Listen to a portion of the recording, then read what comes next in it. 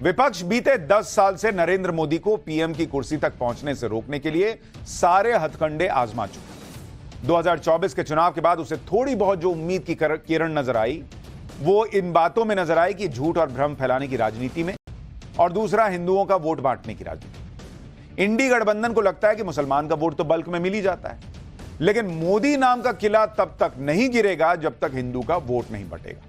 और इसलिए आप देखिए कि इंडी गठबंधन का डेस्परेशन आज इस लेवल पर चला गया कि संसद में बजट सत्र की चर्चा भी जातियों पर घुमा दी गई, जो शायद ही आज तक आजाद भारत के इतिहास में हुआ हो।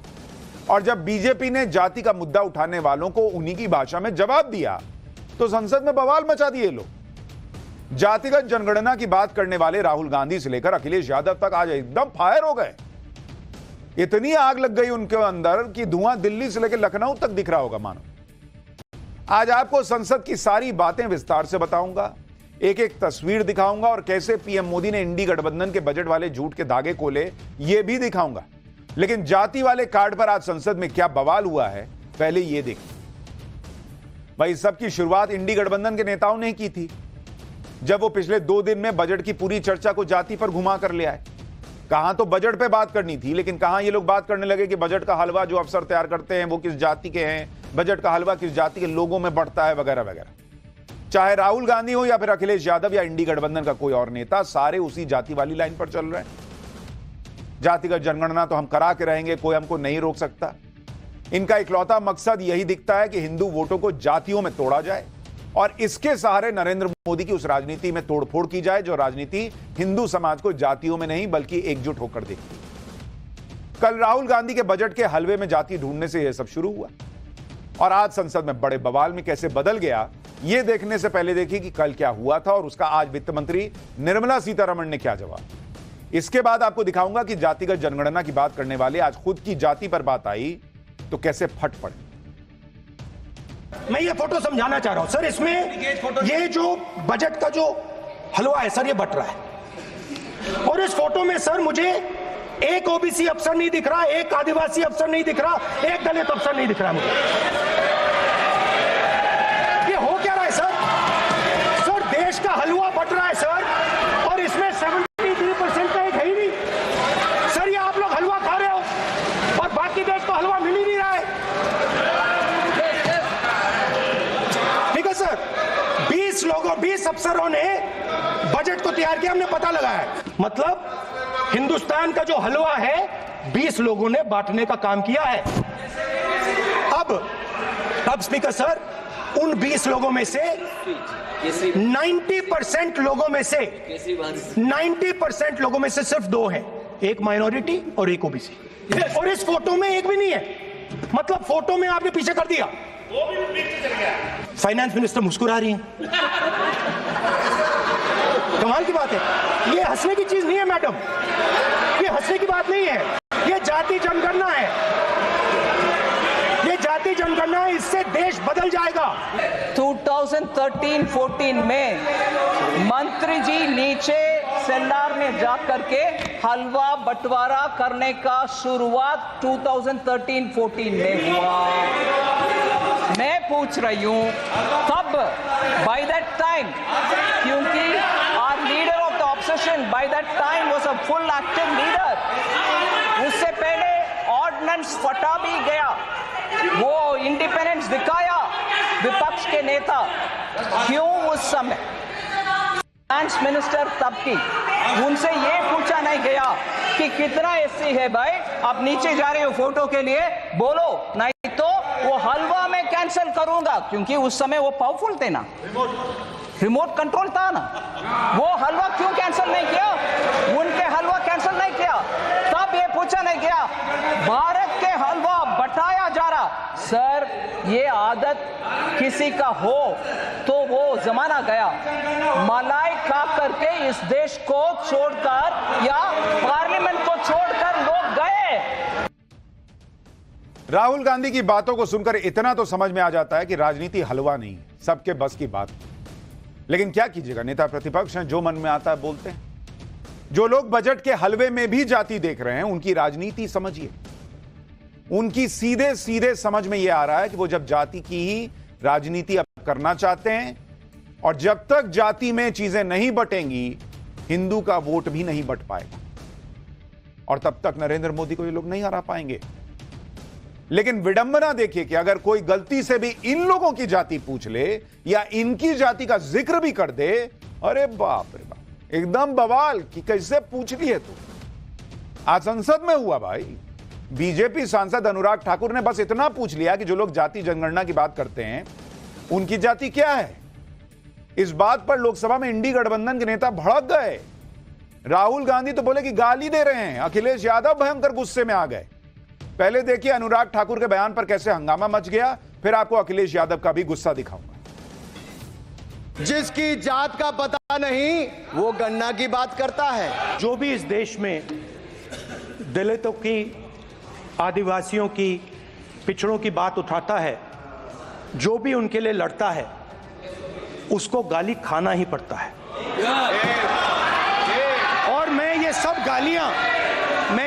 गालियां खुशी से खाऊंगा, क्योंकि महाभारत की बात हुई तो महाभारत में अर्जुन को सिर्फ मच्छी की आंख दिख रही थी, उसी प्रकार मुझे सिर्फ मच्छी की आंख दिख रही है। जाति जनगणना हम करा के दिखाएंगे। खत्म।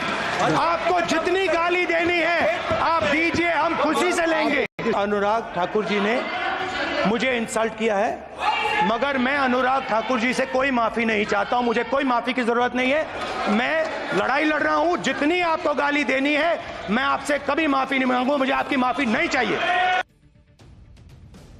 राहुल गांधी कह रहे हैं कि मैं आपसे कभी माफी नहीं मांगूंगा, मुझे आपकी माफी नहीं चाहिए। अरे आप क्यों माफी मांगेंगे अगर आप आहत हो रहे हैं? और जो लोग जातिगत जनगणना के जरिए सबकी जाति पूछ लेना चाहते हैं, वो अपनी जाति पर कुछ सुनना तक नहीं चाहते। इस मामले को इतना बड़ा मुद्दा बनाया जा रहा है कि संसद के बाहर भी इंडी गठबंधन इसे लेकर माहौल बना रहा है। प्रियंका वाड्रा ने कहा कि सामाजिक आर्थिक जातीय जनगणना इस देश के 80% लोगों की मांग है। आज भरी संसद में कहा गया कि जिनकी जाति का पता नहीं वे गणना की बात करते हैं। क्या आप देश की संसद में देश की 80% जनता को गालियां दी जाएंगी? नरेंद्र मोदी जी को स्पष्ट करना चाहिए कि क्या यह उनके कहने पर हुआ है। अगर देश की 80% जनता जातिगत जनगणना चाहती ना मैडम, तो 543 में से 80% सीटें कांग्रेस को आती, 99 नहीं आती। तो आप 80% की आवाज नहीं है, कांग्रेस पार्टी 80% की आवाज नहीं है। और राहुल गांधी की बात करना, उनकी जाति की बात करना 80% लोगों का अपना अपमान नहीं है। लेकिन बात राहुल गांधी को कही गई और संसद में पारा हाई अखिलेश यादव तक का हो गया। वो अनुराग ठाकुर पर भड़क गए कि जाति कैसे पूछ सकते हो। एक बार सुनिए अखिलेश यादव को कितना फायर हो गया आज। माननीय मंत्री रहे हैं, बड़े दल के नेता हैं, मंत्री रहे हैं, बड़ी बात कर रहे थे। मैं महाभारत, शकुनी, ये सब बातें कह रहे थे, दुर्योधन तक यहाँ ले आई है। वे केवल सभापति महोदय, इनसे ये पूछना चाहता हूं, आपने जाति कैसे पूछ ली है बताइए बस। आप जाति कैसे पूछ सकते हैं? आप बताएं जाति कैसे पूछ सकते हैं? आप पूछ के दिखाओ जाति को। आप जाति कैसे पूछोगे? तुम कैसे पूछोगे जाति? नहीं, जाति नहीं पूछ सकते आप। अखिलेश यादव कह रहे हैं कि जाति नहीं पूछ सकते। कैसे जाति पूछ ली? देश की जाति पूछकर जातिगत जनगणना कराने वाले जाति कैसे पूछ ली, ये कह रहे हैं। आप देखिए गलती से भी जाति पूछने पर इतना भड़क रहे हैं ये लोग, और वो खुद कैसे दूसरों की जाति पूछने से पहले हिचकते नहीं हैं, ये भी देखिए। उन्हें दूसरों की जाति पूछने में कोई दिक्कत नहीं है। जातिगत जनगणना की बात करने वाले राहुल और अखिलेश कैसे लोगों की जाति पूछते रहते हैं। आप उनके पुराने बयान सुनिए। मतलब वो किसी से भी पूछ सकते हैं, उनसे कोई जाति नहीं पूछ सकता। फिर वो कहेंगे कि तुमने जाति कैसे पूछ ली, लेकिन वो पूछ सकते हैं। देखिए उनका पुराना बयान देखिए। छोड़ो अपना कैमरा कहीं और ले जाओ, चलो। आप लॉ एंड ऑर्डर की बात कर रहे हैं, लेकिन तुम पिछड़े हो कि क्या? नाम क्या तुम्हारा? नहीं, नाम बताओ इनका क्या है? नाम बताओ। हाँ, मिश्रा जी। अरे मिश्रा जी, कुछ तो शर्म करो। अरे कुछ शर्म करो यार। मीडिया के आप, नाम क्या आपका? हाँ, आप शिव प्रसाद जी हैं। आपके मालिक का क्या नाम है? आपके मालिक का क्या नाम है? क्या नाम है? नाम बताओ, नाम बताओ। ओए मारो मत यार, मारो मत उसको, मारना नहीं है, मारना नहीं है। नाम बताओ उसका। वो ओबीसी है? नहीं। वो दलित है? नहीं। वो आदिवासी है? नहीं। तो जाति पूछना भी एक प्रिविलेज हो गया है कि राहुल गांधी और अखिलेश यादव तो जाति पूछ सकते हैं, लेकिन इनसे कोई नहीं पूछ सकता। ये फिर पूछेंगे कि तुमने पूछ कैसे लिया। संसद में अखिलेश यादव को इतना गुस्से में शायद ही पहले देखा गया। बहुत लोग समझ नहीं पाए कि जो बात राहुल गांधी को कही गई उस पर अखिलेश इतना क्यों भड़क गए। क्या ये यारानी की वजह से है या फिर आज अखिलेश यादव पहले से अनुराग ठाकुर की बातों को दिल में लिए भरे बैठे थे, इसलिए आज गुस्सा निकल गया। क्योंकि आज अखिलेश यादव और अनुराग ठाकुर की लोकसभा में पहले ही भिड़ंत हो चुकी थी। देखिए संसद में अखिलेश यादव और अनुराग ठाकुर के बीच क्या हुआ, जिसकी बड़ी चर्चा भी हो रही है। मैं बैठ जाता हूं, आप खड़े होकर के कह दीजिए अग्निवीर व्यवस्था अच्छी है। मैं एक बात और कहता हूं, अखिलेश यादव जी सुन ले, अग्निवीर में 100% एम्प्लॉयमेंट की गारंटी है और रहेगी। जो मैंने बहुत छोटा सवाल पूछा था, मैं दूसरी बात कहता हूं। अगर ये जो बात आप कह रहे हो, तो आपको जरूरत क्यों पड़ रही कि आपको उत्तर प्रदेश में और प्रदेशों में कोटा देना पड़ रहा है 10%? चैल जानते हैं आप कहां है? चैल जानते हैं आप कहां हैं? कभी गए हो मिलिट्री स्कूल में?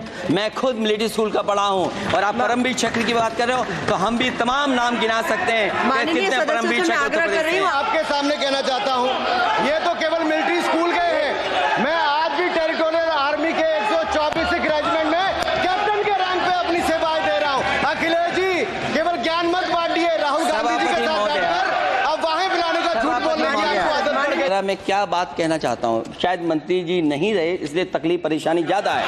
आप अपनी जब भी चर्चा हम रखिए, सत्ता में आएंगे, साल 2 साल, ये चलने वाली सरकार नहीं है, गिरने वाली सरकार है, याद रखना आप। माननीय सदस्य। और देखिए, आप क्यों नहीं समझ रहे हो, साइकिल हमारा चुनाव चिन्ह है, साइकिल ही आपको सरकार चलवा रही है। जिस दिन साइकिल हट गई, आप कहां बैठे मिलोगे? तो ये टकराव पहले ही हो चुका था, लेकिन इस टकराव के बीच अखिलेश यादव ने कम से कम ये तो मान लिया कि साल 2 साल बाद जब उनकी सरकार आई, तो जो लोग अभी बजट सत्र में ही नरेंद्र मोदी की सरकार गिरवा रहे थे, अब वो साल 2 साल पर आ गए। करते करते धीरे धीरे 5 साल पे भी शायद आ जाएंगे। लेकिन संसद में ऐसा टकराव देखकर लग रहा था कि जैसे नेताओं ने लड़ाई को पर्सनल ले लिया है। बात यहां पर्सनल लड़ाई की नहीं है बॉस। इंडी गठबंधन के नेता देश में यह माहौल बनाना चाहते हैं कि देश में पिछड़ों, दलितों, आदिवासियों को कुछ नहीं मिल रहा। बजट को लेकर भी राहुल गांधी ने ऐसी बात की थी कि देश का हलवा 95% लोगों को नहीं मिल रहा। राहुल गांधी ने कहा था कि जो लोग बजट तैयार कर रहे हैं उन्हें पिछड़े और दलित की हिस्सेदारी काफी कम है। लेकिन आज वित्त मंत्री ने राहुल गांधी को करारा जवाब दिया। वित्त मंत्री ने बताया कि इस तरह की बातें करने वालों को ना तो बजट की समझ है और ना ही बजट बनाने वालों की मेहनत के बारे में उन्हें कुछ भी पता है। वित्त मंत्री ने बताया कि बजट से पहले हलवा सेरेमनी की प्रथा बहुत पुरानी है। यह हलवा सेरेमनी वो लोग आयोजित करते हैं जो बजट को बनाने की प्रक्रिया में शामिल होते हैं। वित्त मंत्री ने कहा कि जो स्टाफ बजट बनाता है वो कई दिनों तक बाहरी दुनिया से कटा रहता है। ये लोग कई दिनों तक घर तक नहीं जाते, किसी से बातचीत तक नहीं करते, मोबाइल का इस्तेमाल भी बंद होता है, परिवार से दूर रहते हैं। और ऐसा इसलिए किया जाता है ताकि बजट की गोपनीयता बनी रहे। जब बजट तैयार होता है तो जो खुद स्टाफ मिलकर हलवा बनाता है, और यह हलवा इसलिए बनाया जाता है क्योंकि इस देश में शुभ काम करने से पहले मुंह मीठा करने की प्रथा है। वित्त मंत्री ने बजट बनाने वाले 2 स्टाफों का जिक्र किया। बताया कि एक प्रिंटिंग प्रेस के डिप्टी मैनेजर थे जो बजट बनाने की प्रक्रिया में शामिल थे। इस दौरान उन्हें उनके पिता के निधन की खबर मिली, लेकिन वो अपना काम छोड़कर नहीं गए। जब तक बजट बना नहीं तब तक वो बाहर नहीं आए। इसी तरह एक और स्टाफ है, उनके बेटे का निधन हो गया, लेकिन वो भी बजट का काम बीच में छोड़कर नहीं गए।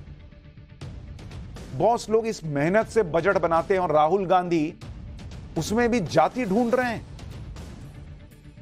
इस तरह के सेंटिमेंट जुड़े हैं बजट बनाने वाले लोगों के अपने काम से, और आप उसकी जाति पूछ रहे हो। ऐसे लोग जो अपने काम के प्रति इतने समर्पित हैं, उन्हें आप जाति के ब्लॉक्स में बांट देना चाहते हो ताकि नरेंद्र मोदी का वोट कट जाए। बस इतनी भर की आपकी दृष्टि है। आज संसद में सबसे ट्रेंडिंग शब्द हलवा ही रहा। राहुल गांधी कल हलवा हलवा कर रहे थे। आज बीजेपी ने पूछ लिया कि कांग्रेस की सरकार में जो भ्रष्टाचार का हलवा बट रहा था वो किसे मिला। सुनिए अनुराग ठाकुर को, फिर आपको बताऊंगा कि नरेंद्र मोदी ने आज कैसे बजट पर विपक्ष को बेनकाब किया। मैं पूछना चाहता हूं हलवा किसको मिला? मैं पूछता हूं हलवा किसको मिला? राहुल जी बताइए, हलवे की बात की थी, जीप घोटाले का हलवा किसने खाया? वो फोर्स घोटाले का हलवा किसने खाया? अंतरिक्ष देवास घोटाले का हलवा किसने खाया? नेशनल हेराल्ड के घोटाले का हलवा किसने खाया? सबमरीन घोटाले का हलवा किसने खाया? अगस्ता वेस्टलैंड घोटाले का हलवा किसने खाया? 2G स्कैम हलवा किसने खाया? कॉमनवेल्थ स्कीम का हलवा किसने खाया? कोयला घोटाले का हलवा किसने खाया? वाल्मीकि योजना घोटाले का हलवा किसने खाया? चारा घोटाले का हलवा किसने खाया? यूरिया स्कैम का हलवा किसने खाया? राहुल जी, हलवा मीठा था या फीका? तो हलवे का जवाब हलवे से दिया गया, लेकिन उसमें थोड़ा हलवा भी हो गया कि चारा घोटाले वाला आरजेडी वाला हलवा भी वो कांग्रेस के खाते में लोग घुसा दिए। खैर, जब से बजट आया है तब से इंडी गठबंधन वाले एक और झूठ फैला रहे हैं। इंडी गठबंधन वाले कह रहे हैं कि दलितों, आदिवासियों और महिलाओं का बजट कम कर दिया, जबकि सच क्या है? यह आज वित्त मंत्री निर्मला सीतारमण ने लोकसभा के अंदर पूरे आंकड़ों के साथ बताया कि दलितों, आदिवासियों और महिलाओं का बजट पिछले साल से कम नहीं हुआ बल्कि बढ़ाया गया है। उन्होंने कहा कि दलितों के लिए पिछले साल यानी 2023-24 में बजट था 1,59,148 करोड़। इस साल ये 1,65,493 करोड़ है, यानी 6,345 करोड़ रुपए बढ़ गया। इसी तरह से आदिवासियों के लिए पिछले साल 1,19,706 करोड़ रुपए का बजट था, जो इस साल 1,24,909 करोड़ हो गया, यानी करीब 5,203 करोड़ रुपए की बढ़त। महिलाओं के लिए पिछले साल 2,38,220 करोड़ रुपए का बजट था, इस साल 3,27,158 करोड़ रुपए का बजट है, यानी करीब 88,938 करोड़ रुपए ज्यादा दिए गए। लेकिन विपक्ष को मैंने आपको कहा ना, दो चीजों में उम्मीद की किरण दिख रही है। एक तो भ्रम फैलाओ, झूठ फैलाओ, और दूसरा जातिगत जनगणना की बात करो, क्योंकि जब तक हिंदू का वोट बटेगा नहीं, नरेंद्र मोदी का विजय रथ रुकेगा नहीं। लोकसभा के अलावा आज राज्यसभा में भी हलवा हलवा की खूब चर्चा। बीजेपी के तेज तर्रार सांसद सुधांशु त्रिवेदी ने कहा कि जो लोग सालों से सत्ता का हलवा खा रहे हैं और जनता को बलुआ खिला रहे हैं, वो आज ओबीसी की बात कर रहे हैं। सुनिए सुधांशु त्रिवेदी को, फिर बताऊंगा बजट पर पीएम मोदी ने क्या कहा है। ये वो लोग पूछ रहे हैं सभापति महोदय जो 60 साल से खाते रहे हलवा और जनता को खिलाते रहे बलुआ। मैं पूछना चाहता हूं महोदय, ओबीसी की बात करने वालों से कि 53 में काका कालेलकर कमेटी बनी, 55 में रिपोर्ट आई और 55 से 77 तक 22 साल ओबीसी खाता रहा बलुआ और ये खाते रहे हलवा। 1980 में मंडल कमीशन की रिपोर्ट आई, इंदिरा जी और राजीव जी की सरकारें आई, 10 साल तक ओबीसी खाता रहा बलुआ और ये खाते रहे हलवा। जिन्होंने 4-4 पीढ़ियों तक खाया है हलवा, वो आज हमसे आके पूछ रहे हैं।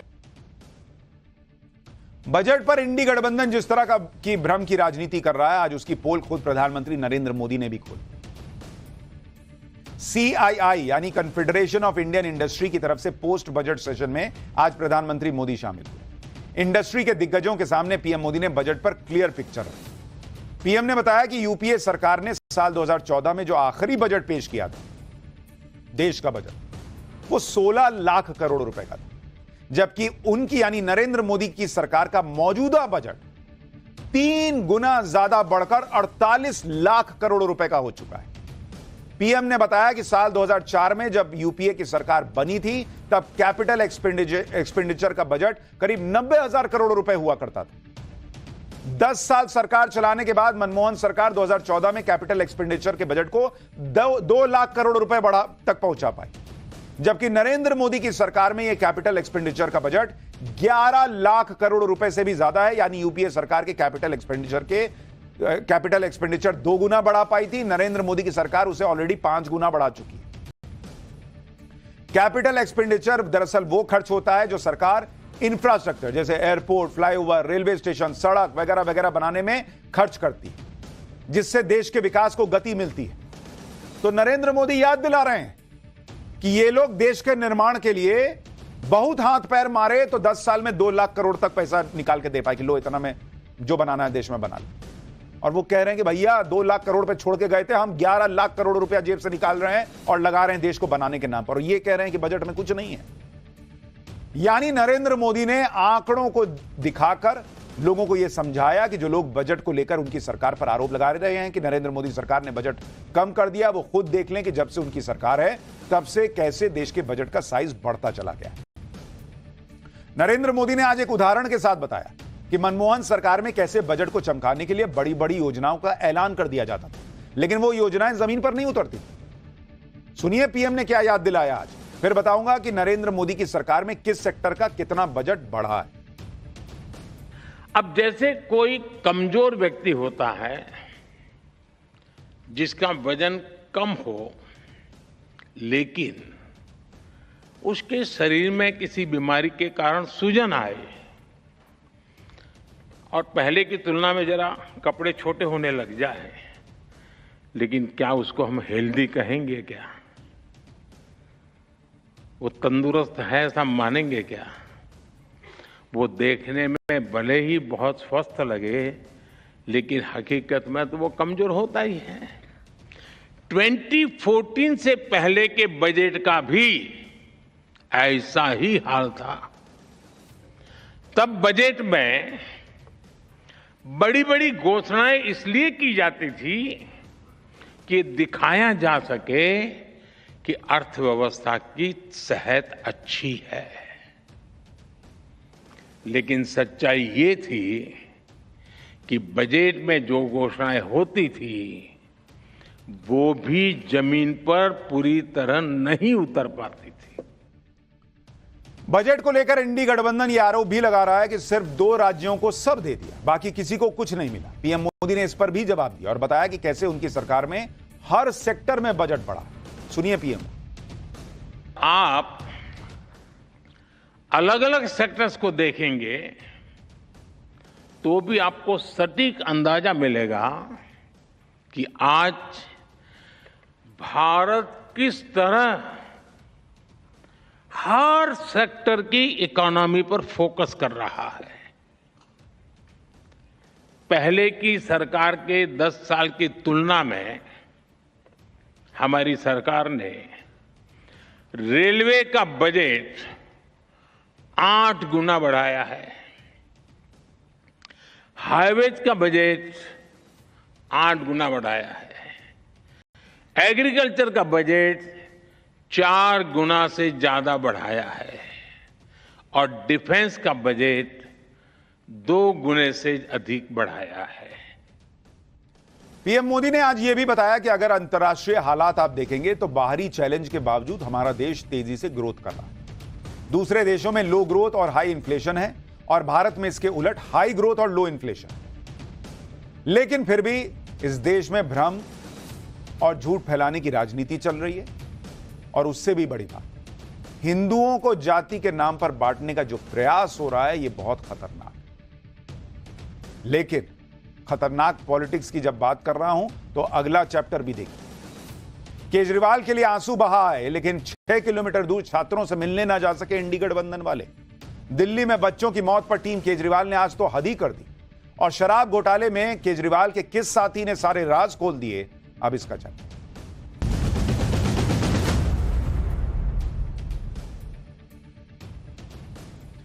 आज इस चैप्टर की शुरुआत 2 तस्वीरों के साथ कर रहा हूं। 2 प्रदर्शन की तस्वीरें आपको दिखा रहा हूं। दोनों प्रदर्शन दिल्ली में हुए, दोनों के बीच 6 किलोमीटर की दूरी का फासला था बस।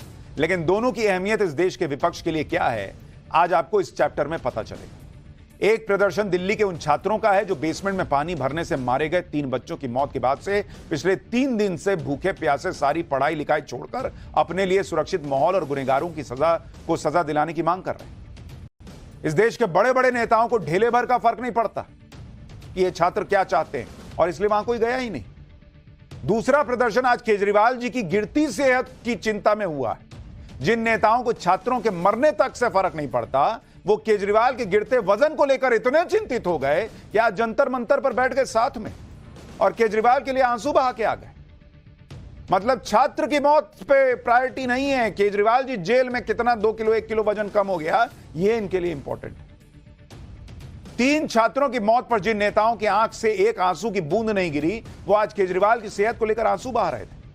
हम तो छात्रों की भी बात करेंगे, उनका दर्द भी दिखाएंगे, लेकिन पहले देखिए कि आज पूरा इंडी गठबंधन कैसे जंतर मंतर पर जमा हो गया।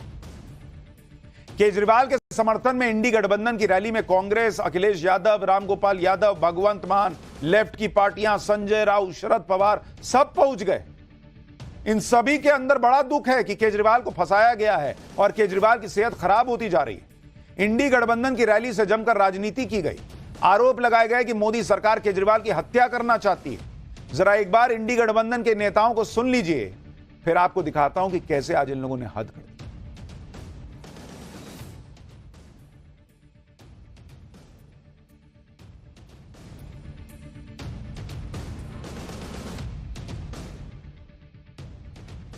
अभी आपको थोड़ी देर में सुनवाएंगे कि इन लोगों ने क्या कहा है, लेकिन आप देखिए कि किस लेवल पे ये पॉलिटिक्स चली गई है। इंडी गठबंधन के इस मन से जो जो बातें की गई उसे सुनकर आप चकरा जाएंगे कि भाई ये राजनीति हो रही है, कॉमेडी हो रही है। और पहले पंजाब के सीएम भगवंत मान को ही सुन लीजिए। भगवंत मान तो केजरीवाल की बात करते हुए रुआंसे हो गए, मतलब ऑलमोस्ट रो ही पड़े। सुनिए भगवंत मान। कहां जाएं फिर हम? सुप्रीम कोर्ट जाएं? कहां जाएं? बता तो दो कौन सी कोर्ट है, कहां जाएं? कौन सा वकील करें, बता तो दो। कसूर क्या हो गया, बता तो दो। क्या कसूर हो गया? स्कूल ही बना दिए यार। क्या कसूर हो गया यार? अस्पताल बना दिए यार।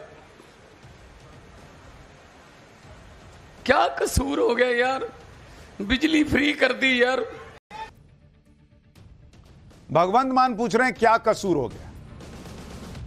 कसूर क्या हुआ ये तो पूरा पूरा चार्जशीट में लिख के दे दिया गया है कोर्ट को, लेकिन उनको शायद पता नहीं।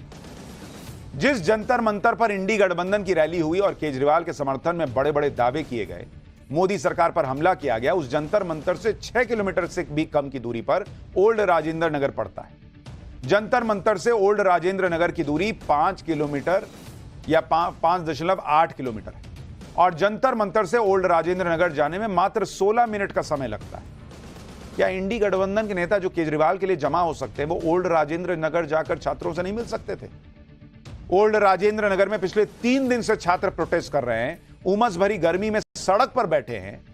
मामला दिल्ली का है और दिल्ली में केजरीवाल की सरकार है, तो इंडी गठबंधन के नेता उस मामले में ज्यादा सक्रिय ही नहीं है। कोई नहीं गया भाई। इंडी गठबंधन के नेता हादसे पर दुख तो जता रहे हैं, लेकिन आम आदमी पार्टी और केजरीवाल का नाम तक नहीं ले पा रहे। और अब तो छात्रों ने भूख हड़ताल शुरू कर दी है। देखिए छात्रों के प्रदर्शन की तस्वीर देखिए और सोचिए कि क्या इन नेताओं को नहीं लगा कि वहां जाना चाहिए।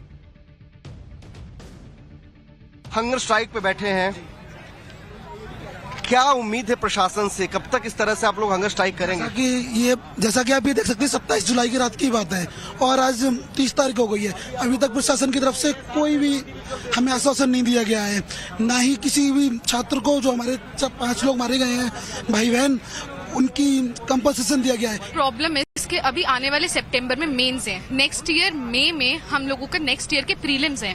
ऐसे बहुत सारे यहाँ पर जितने भी छात्र बैठे हैं उन सबको चिंता बहुत है और दबाव बहुत है। पर संविधान की किताब लेकर के बैठे हुए, क्योंकि संविधान हमें right to life article 21A के तहत हमें राइट टू लाइफ का अधिकार देता है। और यहाँ पर जो जितने इंस्टीट्यूट हैं हमारे राइट टू लाइफ पे आघात कर रहे हैं। जो अवध ओझा जी इतने बड़े बड़े भाषण देते हैं, सोशल मीडिया पे ज्ञान देते हैं, दिव्य कृति जी इतने बड़े बड़े ज्ञान देते हैं, आज कहाँ है वो? क्यों नहीं आ रहे यूथ के बीच में? एमसीडी की मेयर शैली ओबराय वो कहाँ है? वो कहाँ है? गायब है। केजरीवाल जी का है। वैसे आप लोग अपनी पॉलिटिकल करियर चमकाने के लिए चीजें करते हैं, लेकिन आज जब युवा की बारी आई तो आप गायब हो गए। और हम लोग वोट बैंक नहीं, हम लोग बाहर से आए हैं बस इसलिए, तो बहुत शर्म की बात है। मुझे ऐसा लगता है दिल्ली सरकार को शर्म आनी चाहिए। जो पूरा इंडी अलायंस संविधान लहराता फिरता है, उनको छात्र भी संविधान के जरिए जवाब दे रहे हैं कि हम भी राइट टू लाइफ चाहते हैं। 3 दिन से बच्चे सड़क पर हैं, लेकिन इन बच्चों की कोई सुनने वाला नहीं है। आम आदमी पार्टी और दिल्ली सरकार की पूरी मशीनरी यह साबित करने में जुट गई है कि कोचिंग में जो हादसा हुआ उसकी जिम्मेदारी दिल्ली सरकार की नहीं, जिम्मेदारी एमसीडी की नहीं। आम आदमी पार्टी के हिसाब से हादसे की पूरी जिम्मेदारी दिल्ली के एलजी की है या फिर पीएम मोदी की है।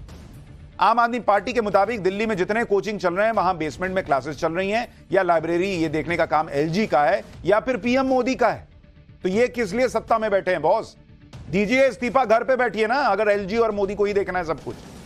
दिल्ली में जहां भी नाले जाम है, ओवरफ्लो हो रहे हैं, वाटर लॉगिंग हो रही है, उसे हटाने की जिम्मेदारी एलजी की है या पीएम मोदी की है? इनका कुछ नहीं है। ये सिर्फ क्रेडिट खाएंगे और उसके बाद सवाल पूछ लीजिए तो सब मोदी से पूछो, हमसे मत पूछो। गजब की राजनीति कर रहे हैं बॉस। बच्चे मर गए, इस समय तो कम से कम थोड़ी संवेदना दिखा दीजिए। निर्लज्जता से सब डाल दो एलजी पर। संसद के बाहर आम आदमी पार्टी के सांसदों ने एलजी के खिलाफ नारेबाजी की, एलजी को बर्खास्त करने के नारे लगाए। संजय सिंह के हाथ में पोस्टर था जिसमें लिखा था छात्रों की हत्या की जिम्मेदार बीजेपी है। सुनिए जरा संजय सिंह को, फिर आपको बताऊंगा केजरीवाल की वो सच्चाई जो इंडी गठबंधन के नेता भी शायद ही जानते हो। जो घटना हुई वो अत्यंत दुर्भाग्यपूर्ण है, लेकिन मैं सिर्फ एक ही बात कहना चाहता हूं कि इसके लिए जिम्मेदार कौन है, उसकी जिम्मेदारी तय होनी चाहिए। अगर हमारे मंत्री पहले से ही नालों की सफाई की बात कर रहे थे, अगर हम लोग पहले से ही इस बात के लिए प्रयासरत थे, उसको आपने जानबूझ के इसलिए नहीं होने दिया कि सरकार को बदनाम करना था, दिल्ली वालों का जीवन नरक में डालना था, तो इसके लिए जिम्मेदारी तो सीधे सीधे एलजी की और मोदी सरकार की बनती है। अब आपको केजरीवाल और आम आदमी पार्टी की वो सच्चाई बताता हूं जो हैरान कर दी। अरविंद केजरीवाल के लिए जमा हुए इंडी गठबंधन को भी शायद ये सच्चाई नहीं पता हो, और इसका खुलासा सोमवार को केजरीवाल की जमानत पर सुनवाई के दौरान हुआ। सीबीआई की गिरफ्तारी के मामले में सोमवार को केजरीवाल की जमानत पर सुनवाई हुई। इस दौरान सीबीआई ने बड़ा दावा करते हुए कहा कि अरविंद केजरीवाल शराब घोटाले के मास्टरमाइंड हैं। पिछले 1 महीने में केजरीवाल के खिलाफ कई सबूत मिले। केजरीवाल के खिलाफ सबूत देने वालों में आम आदमी पार्टी के ही नेता शामिल हैं। यह सीबीआई ने कोर्ट में दावा किया है कि जब से केजरीवाल अरेस्ट हुए हैं, आम आदमी पार्टी के लोग ही आके बता रहे हैं कि केजरीवाल ने क्या किया। सीबीआई दावा कर रही है कि केजरीवाल की गिरफ्तारी के बाद नए सबूत मिले हैं। आम आदमी पार्टी के कार्यकर्ता और उम्मीदवार अब सबूत दे रहे हैं। पंजाब से भी सबूत मिले हैं। सीबीआई ने यह भी कहा है कि जो लोग पहले सामने नहीं आ रहे थे वो अब सामने आ रहे हैं। हमारे पास पर्याप्त सबूत है। सीबीआई ने कहा कि उन्होंने जांच पूरी करके चार्जशीट भी दायर कर दी है। सोमवार को हुई सुनवाई के बाद हाईकोर्ट ने केजरीवाल की जमानत पर फैसला सुरक्षित रख लिया, लेकिन सीबीआई के इस दावे ने सभी को हैरान कर दिया कि भाई आम आदमी पार्टी के लोग ही सीबीआई को सब बता रहे हैं। सीबीआई के मुताबिक आम आदमी पार्टी के कार्यकर्ता और चुनाव लड़ने वाले उम्मीदवार ही केजरीवाल के खिलाफ सबूत ला के दे रहे हैं सीबीआई को, और यह बहुत बड़ा दावा है और इसने आम आदमी पार्टी में भी खलबली मचा दी। केजरीवाल के खिलाफ सीबीआई ने चार्जशीट दाखिल की है और उसमें एक नाम बहुत ही चौंकाने वाला है और वो नाम है ओल्ड राजेंद्र नगर, जहां यह हादसा हुआ। उसी के वहीं से विधायक, आम आदमी पार्टी के विधायक दुर्गेश पाठक का। ओल्ड राजेंद्र नगर में हादसे के बाद से ही दुर्गेश पाठक पर सवाल उठ रहे हैं और दुर्गेश पाठक के खिलाफ आम आदमी पार्टी कोई एक्शन लेने के मूड में नहीं दिख रही, क्योंकि आम आदमी पार्टी के मुताबिक हादसे की जिम्मेदारी तो एलजी और बीजेपी की है। लेकिन दुर्गेश पाठक अब शराब घोटाले के आरोपों में भी फंसते दिख रहे हैं। सीबीआई की फाइनल चार्जशीट के मुताबिक दुर्गेश पाठक 2022 गोवा चुनाव में आम आदमी पार्टी के प्रभारी थे। दुर्गेश पाठक पर शराब घोटाले का पैसा रिसीव करने का आरोप लगा। आरोप है कि दुर्गेश पाठक ने शराब कारोबारियों से कैश लिया था। उस कैश का पैसा आम आदमी पार्टी के लिए गोवा चुनाव में इस्तेमाल हुआ। इसी पैसे से आम आदमी पार्टी का गोवा में ग्राउंड लेवल पर काम मैनेज हो रहा था, यह आरोप लग रहा है। ओल्ड राजेंद्र नगर में कई कोचिंग इंस्टीट्यूट ऐसे हैं जहां किसी नियम का पालन ही नहीं किया जा रहा। छात्रों की जिंदगी को खतरे में डालकर पढ़ाई की जा रही है। पतली और संकरी सीढ़ियों से छात्र कोचिंग जाते हैं और आते हैं। स्थानीय लोगों का कहना है कि old Rajendra Nagar over crowded है और अगर कोई इमरजेंसी हो जाती है तो कोचिंग वालों के पास कोई प्लान तक नहीं। देखिए जरा एक ग्राउंड रिपोर्ट। देखिए ये एक छोटा सा रास्ता है, करीब 1.5 फुट का ये रास्ता है और यहाँ से सीढ़ी ऊपर जा रही हैं और यहाँ पे सैकड़ों की संख्या में स्टूडेंट जो है वो ऊपर जाते हैं और अगर यहाँ पे कोई हादसा हो जाता है तो बाहर निकलने की जगह जो है वो बिल्कुल नहीं बचती। मैं खुद यहाँ से चढ़ने की कोशिश करूँ तो ये खड़ा जीना है और यहाँ पे आप देख सकते हैं कि सामने इंस्टीट्यूट है और इस इंस्टीट्यूट में आने के लिए सिर्फ यही जीना है और उसके अलावा कोई दूसरा रास्ता यहाँ पे नहीं है और ये बहुत ही खतरनाक रास्ता है। अगर यहाँ पे कुछ भी हादसा हो जाए, जैसे हम पहले हमने देख चुके हैं कि मुखर्जी नगर इलाके में कई बार आग की घटनाएं हो चुकी हैं और लोगों जो बच्चे हैं उनको निकलने के यहाँ पे जगह नहीं बचती। ना ये स्टूडेंट्स के लिए खतरनाक है बल्कि यहाँ के जो लोकल रेजिडेंट हैं उनके लिए भी खतरनाक है। पर ओवर क्राउडेड है सब कुछ, मतलब अगर लोकल 75,000 है तो फुटफॉल यहाँ पर स्टूडेंट्स को मिला के 4-5 लाख का फुटफॉल है। अगर कुछ भी हादसा हो जाए तो इस त्रासदी को रोकना किसी के बस की नहीं है। हम इस चीज़ के लिए करीब 1.5 साल हो गया हमारे को पुलिस अथॉरिटीज़ के पास भी, MCD के पास भी जाके ये सब चीज़ उनको बतलाते रहे हैं, लेकिन कोई कार्रवाई नहीं हुई। ऐसा लग रहा है कि इन लोगों ने दिल्ली को उसके हाल पर छोड़ दिया। आम आदमी पार्टी को बस एक ही काम आता है, एलजी को ब्लेम, चाहे दिल्ली में लोग मरते रहें। और ये एक बार नहीं, हर बार की बात है। हर बार यही बहाना है कि हम तो कुछ कर ही नहीं सकते, सारी पावर एलजी के पास है। जब एलजी से जुड़ा मामला ना हो तो हरियाणा पे डाल दो। जब पराली जलने का मामला होता था, पंजाब में अपनी सरकार नहीं थी तो पंजाब पे डाल दो। मतलब कुछ भी अपने पे सवाल आए तो ढूंढो, आसपास कोई तो होगा, उस पे फेंको, निकलो। लेकिन देखिए क्या हालत हो गई है दिल्ली की। पाठशाला में अगली क्लास, अखिलेश दिल्ली में। उधर यूपी विधानसभा में योगी ने चच्चा को गच्चा पर घेर दिया। लव जिहाद पर योगी का ऐसा प्रहार कि क्या अब धर्म परिवर्तन पर फुल स्टॉप लगेगा? अब इसका चर्चा।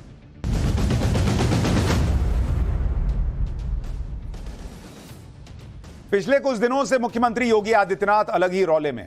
कल उन्होंने अखिलेश यादव की ओबीसी पॉलिटिक्स की पोल खोलने वाली धुलाई की थी।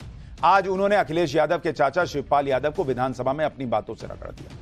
अखिलेश यादव इधर दिल्ली में इंडी गठबंधन के लिए माहौल बनाते रह गए, उधर लखनऊ में सीएम योगी ने पूरे समाजवादी कुनबे और इंडी गठबंधन की लाइन लेंथ बिगाड़ दी। योगी आदित्यनाथ इंडी गठबंधन के हर नैरेटिव को फुल टॉस बनाकर सीधे बाउंड्री के पार पहुंचा रहे हैं। जो इंडी गठबंधन फेक नैरेटिव बनाकर योगी आदित्यनाथ की टीम में दरार डालने के सपने देख रहा था, अब योगी आदित्यनाथ उसी इंडी गठबंधन की दरार पर वार करने लगे, वो भी पूरी तरह बदले हुए अंदाज में। आज सीएम योगी ने विधानसभा की कार्रवाई के दौरान विधानसभा में नेता विपक्ष और समाजवादी पार्टी के विधायक माता प्रसाद पांडे के बहाने अखिलेश यादव की दुखती रग पर हाथ रख दिया। सीएम योगी ने मजाकिया अंदाज में माता प्रसाद पांडे से कहा कि उन्होंने नेता विपक्ष की कुर्सी के मामले में अखिलेश के चच्चा शिवपाल यादव को गच्चा दे दिया। सीएम योगी के इस वार पर अखिलेश यादव किस तरह तिलमिला उठे और शिवपाल यादव ने क्या कबूल किया, उसके बारे में आगे बताऊंगा। पहले जरा सीएम योगी को सुनिए। नेता प्रतिपक्ष, मैं आपका सम्मान करता हूं और आप दो बार इस माननीय सदन के अध्यक्ष के रूप में अपनी सेवाएं दिए हैं और आपने पहला प्रश्न किया है आज यहां पर। पहले तो आपके चयन के लिए मैं आपको बधाई देता हूं। और ठीक है, अलग विषय है कि आपने चचा को गच्चा दे ही दिया। चचा बेचारा हमेशा ही ऐसे ही मार खाता है, उनकी नियति ही ऐसी है, क्योंकि भतीजा हमेशा भयभीत रहता है। अखिलेश यादव के चाचा पर सीएम योगी के इस बयान पर विधानसभा में खूब ठहाके लगे, लेकिन सीएम योगी का यह तीर बिल्कुल सही निशाने पर लगा, क्योंकि शिवपाल यादव जब सीएम योगी की बात का जवाब देने के लिए खड़े हुए तो बातों बातों में पहली बार यह मान भी लिया कि वो 3 साल तक बीजेपी के संपर्क में रहे हैं। सुनिए योगी आदित्यनाथ के गच्चा वाले बयान पर शिवपाल यादव ने क्या बता दिया और किस तरह उनके बयान पर विधानसभा में ठहाके गूंज गए। 3 वर्ष में आपके संपर्क में रहे तो गच्चा तो आपने भी दिया।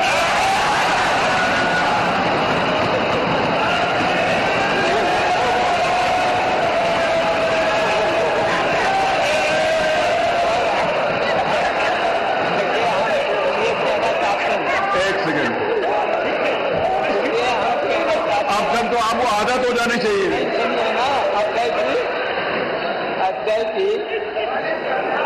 अजय जी, जब आपने गच्चा दिया तो उत्तर प्रदेश इस चुनाव में पीछे रह गया, बहुत पीछे चला गया। समाजवादी पार्टी आगे हो गई। और फिर अब देख लेना 27 में समाजवादी पार्टी फिर से हरा देगी और आपके जो deputy minister deputy chief minister हैं वो आपको फिर गच्चा देंगे। अब शिवपाल यादव बाद में कितना ही घुमाए, शुरू में तो निकल गया कि 3 साल टच में थे, लेकिन गच्चा तो बीजेपी ने भी दिया। खैर, शिवपाल यादव सीएम योगी की जिस बात का जवाब दे रहे थे, सीएम योगी ने वो बात ऐसे ही नहीं कही।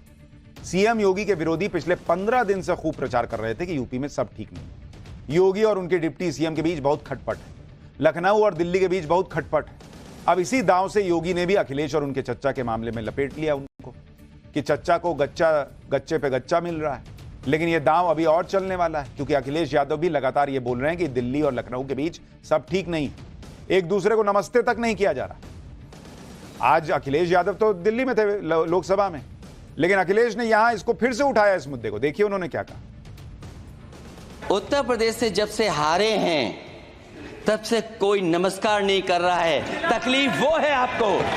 कंप्लीट करिए। वो वीडियो हमने देखा है कि कोई किसी को नमस्कार नहीं कर रहा है, कोई किसी को देख नहीं रहा है। चलिए, धन्यवाद माननीय। और जो अपने आप को बहुत ताकतवर कहते थे, बहुत ताकतवर कहते थे आप अपने आप को, जिसने हराया उसको नहीं ये हटा पा रहे हैं। वैसे तो अखिलेश यादव जो बात कह रहे हैं और जो वीडियो खूब चलाया गया था कि सीएम योगी और पीएम मोदी के बीच नमस्ते नहीं हुई, वो बात झूठी निकली थी। ये हमने आपको कल ही पाठशाला में बता दिया।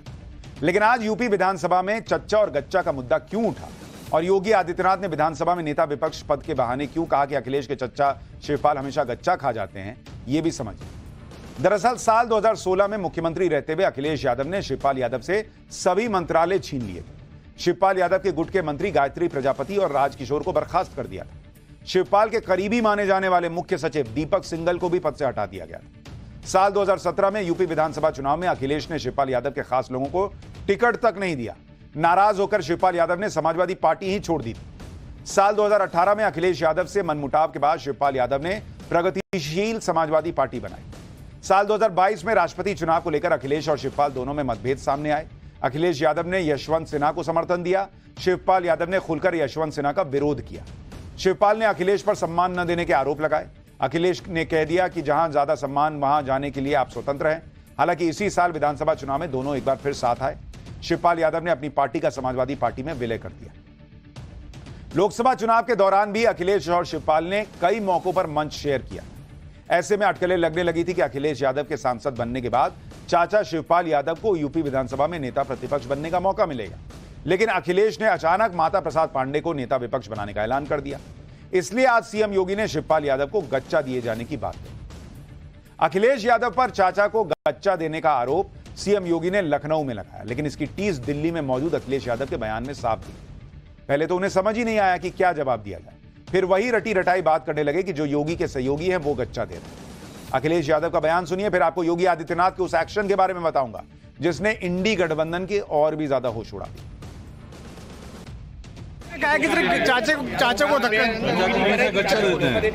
नहीं, मैंने धोखा नहीं दिया, उन्होंने दिल्ली को धोखा दिया है। चाचा को गच्चा दे दिया सर, चाचा को गच्चा दे दिया कह रहे योगी। उन्होंने दिल्ली को गच्चा दिया। चाचा को गच्चा किसी ने नहीं दिया, ये दिल्ली वालों को गच्चा दे रहे हैं। ये जो सहयोगी हैं, ये सहयोगी हैं जिन्होंने सहयोग दिया है।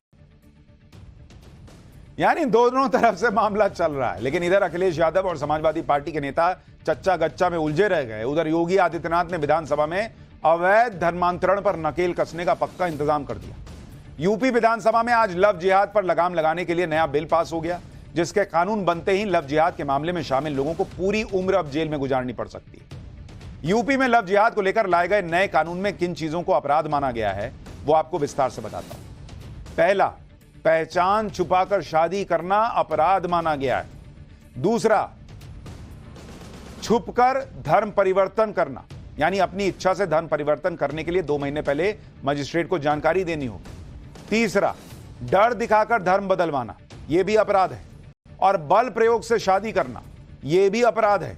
धर्म परिवर्तन के लिए फंडिंग, यह भी अपराध की कैटेगरी में आ गया है। योगी सरकार की दलील है कि पुराने कानून की कुछ कमजोरियों की वजह से राज्य में अवैध धर्मांतरण के मामलों में रोक नहीं लग पा रही थी, इसलिए नए कानून में ऐसे सख्त प्रावधान किए गए हैं कि कोई अवैध धर्म परिवर्तन के बारे में सोच नहीं पाएगा। आप भी नए और पुराने कानून का अंतर समझिए। नया कानून कहता है कि दोषी पाए जाने पर अधिकतम उम्र कैद जो है वो पुराने कानून में अधिकतम 10 साल की थी, लेकिन नए कानून में अब ये जो है उम्र कैद कर दी गई। अच्छा, कोई भी व्यक्ति धर्मांतरण के मामलों में एफआईआर अब दर्ज करा सकता है। पुराने कानून में था कि पीड़ित माता पिता या भाई बहन की मौजूदगी जरूरी रही थी। नया कानून कहता है कि लव जिहाद के मामलों की सुनवाई सेशंस कोर्ट से नीचे की कोर्ट नहीं करेगी।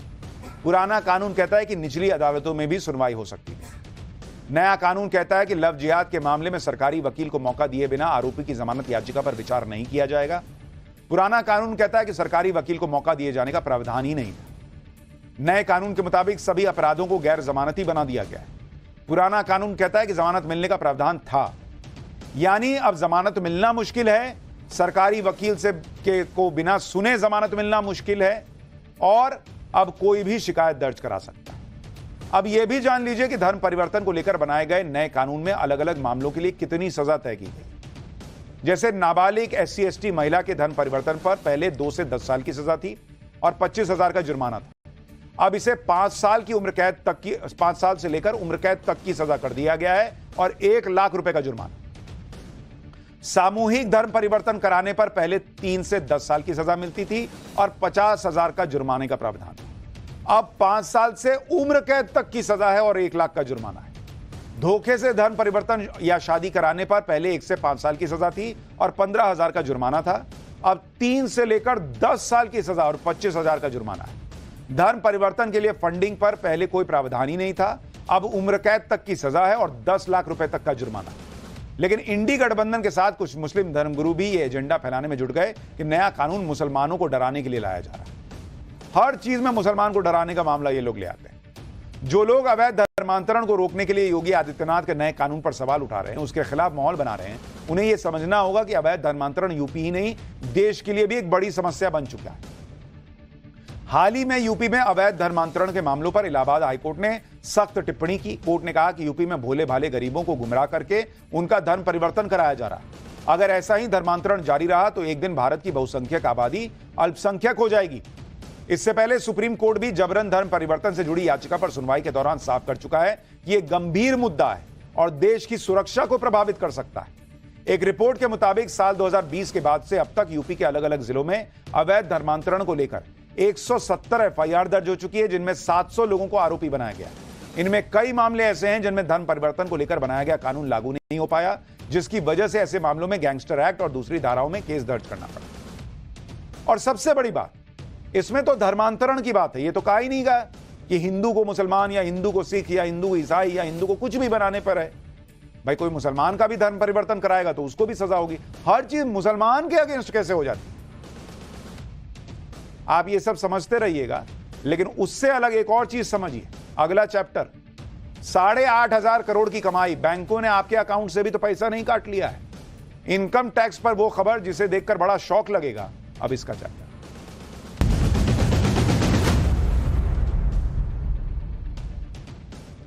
यहां आम आदमी बजट में इनकम टैक्स में बड़ी छूट न मिलने की निराशा से उबर नहीं पाया और आज एक दूसरी ऐसी खबर आ गई जिसे सुनिएगा तो दिल बैठने लगेगा। आपने बूंद बूंद से सागर भरने की कहावत सुनी होगी, लेकिन बूंद बूंद वाला पैसा आपका होगा और सागर रूपी खजाना किसी और का भरेगा, यह आपने नहीं सुना होगा। लेकिन यह हो रहा है। सरकार तो भर भर के टैक्स वसूल ही रही है। आपके अपने दसियों खर्च है सो अलग, उधर आपके जो बचा हुआ पैसा है थोड़ा बहुत, उसे निचोड़ने के लिए देश के बड़े बड़े बैंकों ने अजब ही सिस्टम बना रखा है। आप ये तो जानते होंगे कि बैंक कहते हैं कि हमारे यहां खाता खोलना है, रखना है, तो इतना मिनिमम बैलेंस तो बैंक के अकाउंट में रखना ही होगा। लेकिन बॉस, उस मिनिमम बैलेंस के नाम पर ऑलरेडी मुनाफे में चल रहे बैंक कैसे आपकी थोड़ी सी बची हुई कमाई से भी और मुनाफा कमा रहे हैं, सुनिएगा तो सदमे में चले जाइएगा। आपको यह सुनकर बहुत तगड़ा झटका लगेगा कि देश की 12 सरकारी बैंकों ने मिनिमम बैलेंस मेंटेन न करने के नाम पर पेनल्टी लगाकर करीब 8,500 करोड़ रुपए वसूले। 8,500 करोड़ रुपए।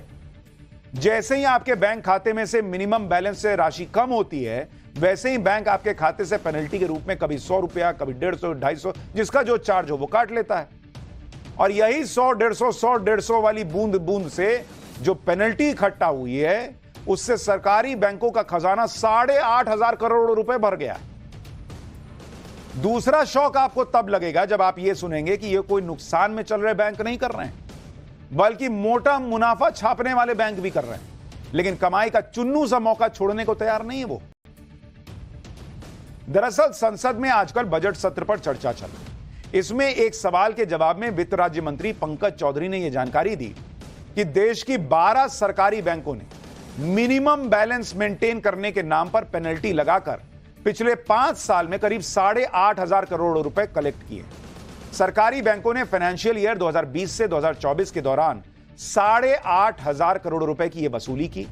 इसके अलावा पिछले 5 साल में सरकारी बैंकों की मिनिमम बैलेंस पेनल्टी की राशि 38% बढ़ गई। और आपको यह चिंता हो रही होगी कि कहीं आपके अकाउंट से भी तो पैसा नहीं कट रहा है। इसके बारे में आगे बताऊंगा, लेकिन इन सरकारी बैंकों ने पिछले 5 साल में किस तरह पेनल्टी लगाकर 8,500 करोड़ रुपए की कमाई की, पहले यह समझिए। 2019-20 में इन बैंकों ने 1,738 करोड़ रुपए का जुर्माना वसूला कि भाई तुमने मिनिमम बैलेंस मेंटेन नहीं किया, इतना जुर्माना दो। 2020-21 में यह जुर्माने की राशि 1,142 करोड़ रुपए थी। 21-22 में बढ़कर 1,429 करोड़ रुपए हो गए। 22-23 में बढ़कर 1,855 करोड़ रुपए का जुर्माना इन लोगों ने वसूल लिया और 23-24 में तो 2,331 करोड़ रुपए का जुर्माना वसूल लिया। यानी ये वो कमाई है जिसके लिए इन बैंकों को कोई मेहनत भी नहीं करनी पड़ी, मार्केटिंग पर भी कुछ नहीं खर्च करना पड़ा। जैसे ही बैंक के सिस्टम को पता चला कि आपके बैंक खाते में मिनिमम बैलेंस से पैसा कम हुआ है, वैसे ही अमाउंट खट से कट गया। काटते चले जा रहे हैं बॉस। अब जरा उन बड़ी सरकारी बैंकों के नाम भी सुन लीजिए जिन्होंने पिछले 5 साल में आपके खातों पर पेनल्टी लगाकर आप अपने खजाने भरे। इसमें 2019-20 से लेकर 2023-24 के दौरान पेनल्टी जो लगी, पंजाब नेशनल बैंक ने 1,538 करोड़ रुपए कमाए, बैंक ऑफ बड़ौदा ने 1,250 करोड़ रुपए, इंडियन बैंक ने 1,466 करोड़ रुपए की पेनल्टी वसूल ली, कैनरा बैंक ने 1,158 करोड़ रुपए, बैंक ऑफ इंडिया ने 827 करोड़ रुपए कमाए मिनिमम बैलेंस पर पेनल्टी लगाकर। इसके अलावा एसबीआई यानी स्टेट बैंक ऑफ इंडिया ने 2019-20 में 640 करोड़ रुपए कमाए थे, क्योंकि इसके बाद एसबीआई ने मिनिमम बैलेंस पर पेनल्टी लगाना ही बंद कर दिया था। अब आप सोचिए कि अगर देश की सबसे बड़ी सरकारी बैंक एसबीआई ने पेनल्टी बंद ना की होती तो यह आंकड़ा कहां जाके रुकता। हैरानी तो आपको यह जानकर होगी कि सरकारी बैंक पेनल्टी वाली ये कमाई तब कर रहे हैं जब इन बैंकों का मुनाफा 4 गुना स्पीड से बढ़ रहा है। पिछले 3 साल में इन बैंकों ने किस तरह ताबड़तोड़ कमाई है, आप सुनिए, आपको हैरानी होगी कि बॉस ये क्या चल रहा है इस देश के अंदर और आरबीआई इसको देखता क्यों नहीं है। सरकारी बैंक जिनकी मैं बात कर रहा हूं, उन सरकारी बैंकों का आंकड़ा जिनका है वो है 12 सरकारी बैंकों की बात हो रही। मिनिमम बैलेंस को लेकर पेनल्टी जो है, ये इन्होंने पेनल्टी कितनी लगाई, 8,500 करोड़ रुपए की पेनल्टी वसूल सकते हैं लोगों से कि आपने मिनिमम बैलेंस मेंटेन नहीं किया तो लाओ पैसा लो। 8,500 करोड़ रुपए पिछले कुछ सालों में। और 2024 में आपको यह आंकड़ा बता रहा हूं, सरकारी बैंक का प्रॉफिट कितना था आपको पता है? इन सरकारी बैंकों का जो प्रॉफिट था, वो प्रॉफिट सुनिए अभी आप, 1,41,000 और 203 करोड़ रुपए, इतने मुनाफे में चल रहे हैं ये बैंक। 1 लाख करोड़ से ज्यादा का मुनाफा है और पिछले 3 साल में प्रॉफिट ग्रोथ 4.5 गुना है। बॉस आपका मुनाफा खत्म नहीं हो रहा और यहां आम आदमी जो है वो किसी तरह से थोड़ा पैसा बचाता है और वो भी जरा सा नीचे चले जाए तो आप मिनिमम बैलेंस के नाम पे पैसा काट ले रहे हैं पेनल्टी लगाकर। आरबीआई क्या कर रही है बॉस? एसबीआई अगर मिनिमम बैलेंस पे पेनल्टी खत्म कर सकती है तो ये बैंक क्यों नहीं कर सकते? इतना ही नहीं, आम आदमी या मिडिल क्लास की समस्या सिर्फ इतनी नहीं है कि बैंक मिनिमम बैलेंस ना रखने पर पेनल्टी वसूल ले रहे हैं। मिडिल क्लास जो कमा रहा है उसमें भी बड़ा हिस्सा टैक्स में जा रहा है, यानी कमाई पर टैक्स अलग और इस कमाई को बैंक में ना रखो, उसमें मिनिमम बैलेंस से नीचे चला गया तो बैंक की पेनल्टी अलग। मिडिल क्लास की हालत टैक्स देकर आज की डेट में क्या हो गई है, आप इसी से समझ लीजिए कि सरकार के डायरेक्ट टैक्स का बड़ा हिस्सा पर्सनल इनकम टैक्स से आ रहा है। भाई आप देखिए क्या हालत हो गई है, जो टैक्स सरकार वसूल रही है, टैक्स वसूली का आंकड़ा आपको बता रहा हूं और ये फाइनेंशियल ईयर 2023-24 का बता रहा हूं कि सरकार ने क्या वसूली की है टैक्स की, डायरेक्ट टैक्स की। अब इसमें आप देखिए जो ग्रॉस कॉर्पोरेट टैक्स है, कॉर्प टैक्स जो बड़ी बड़ी कंपनियों से वसूला गया, उसके तहत जो सरकार को कमाई हुई वो हुई 11,32,000 करोड़ रुपए, 11.32 लाख करोड़ रुपए। और जो ग्रॉस पर्सनल इनकम टैक्स है, पर्सनल इनकम टैक्स यानी वो रकम जो आप और हम बढ़ते हैं, सैलरीड क्लास बढ़ता है, वो उससे सरकार ने कितना कमाया, 12 लाख करोड़ रुपए बॉस। यानी जो कंपनियां टैक्स भर रही हैं उससे ज्यादा सरकार को कमाई पर्सनल इनकम टैक्स से हो रही है, यानी आपके हमारे इनकम टैक्स भरने से हो रही है। और इसमें भी ऐसे लोगों की संख्या काफी ज्यादा है जिनकी कमाई 1 लाख से 10 लाख के बीच की है, क्योंकि 1 लाख से 10 लाख रुपए कमाने वालों का कंट्रीब्यूशन करीब करीब 38% है इस इनकम टैक्स में, 12 लाख करोड़। तो ये 38% निकालिएगा तो ये करीब करीब 4.5 लाख करोड़ रुपए आ रहा है। तो जो लोग 10 लाख रुपए से तक कमा रहे हैं वो 4.5 लाख करोड़ रुपए का कंट्रीब्यूशन कर रहे हैं डायरेक्ट इनकम टैक्स में, जो पर्सनल इनकम टैक्स से आ रहा है। बॉस कुछ तो सोचिएगा, मतलब कमा कर लाओ तो पहले बड़ा हिस्सा सरकार को दे दो, उसके बाद बाकी का हिस्सा घर चलाने और बच्चों की पढ़ाई लिखाई में लगा दो, और जब बैंक में कुछ बचे नहीं तो बैंक वाले पेनल्टी ठोक देंगे, तुमने खाते में पैसे क्यों नहीं रखे। गजब ही हिसाब चल रहा है बॉस, आदमी जिए कि क्या करे, कैसे। आप देखिए कि जिन सरकारी बैंकों ने यह पेनल्टी वसूली है कि वो खातों में मिनिमम बैलेंस के नाम पर 500 से 2000 रुपए रखवाती हैं, लेकिन ये लोग अपने खातों में इतनी मामूली सी रकम भी नहीं रख पा रहे हैं। इनको नहीं समझ में आ रहा कि लोग किसी काम के लिए ना निकाल रहे होंगे। अब इन लोगों से पेनल्टी भी वसूल ली जाए तो कितना बड़ा बोझ पड़ रहा है उन पर, लेकिन कोई समझने को तैयार नहीं है। और मुझे उम्मीद है कम से कम सरकार तो सोचे, कम से कम आरबीआई तो सोचे कि वैसे ही आम आदमी के पास पैसा कम बच रहा है, उसको भी तुम मिनिमम बैलेंस के नाम पर उसमें पेनल्टी ठोक दो। क्या ही चल रहा है बॉस।